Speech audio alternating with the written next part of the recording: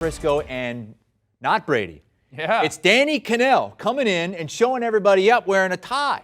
You know, I mean, some of us like to be professional. Where the hell's the Some of us, turtleneck? you know, Where's the turtleneck? It's not cold enough. We're in Florida, all right? If it was cold outside, I would absolutely have the turtleneck 2 weeks on. in a row you had the turtleneck in New York, didn't you? I did. It's a bad look for you. You need to ditch that. You got to have a certain swagger about you to pull off the turtleneck. I don't Really, know. you That's don't not. have it. I don't think that's a swagger. It's a bad look for you. Let's start with a Thursday night game, a team that has its swagger back, the Vegas Raiders.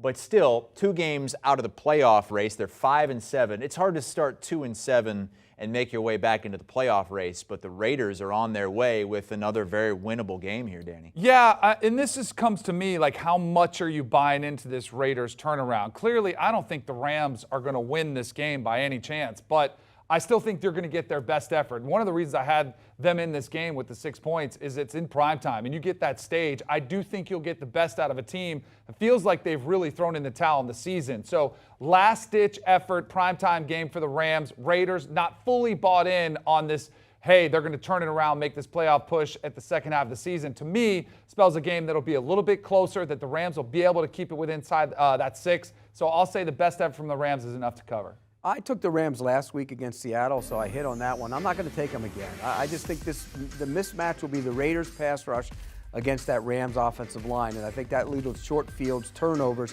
And Jacobs is running wild.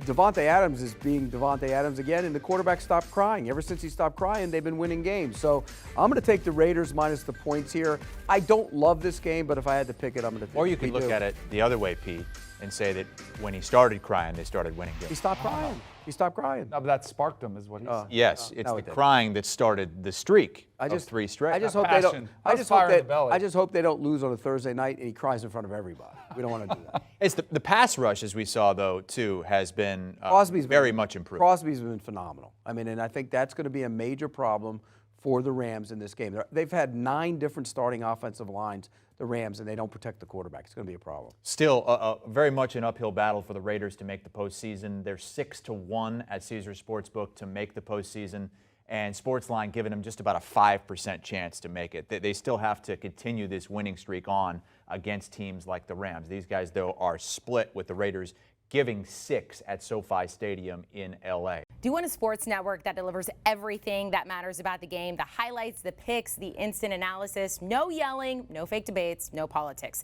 Hit the subscribe button and never miss a moment.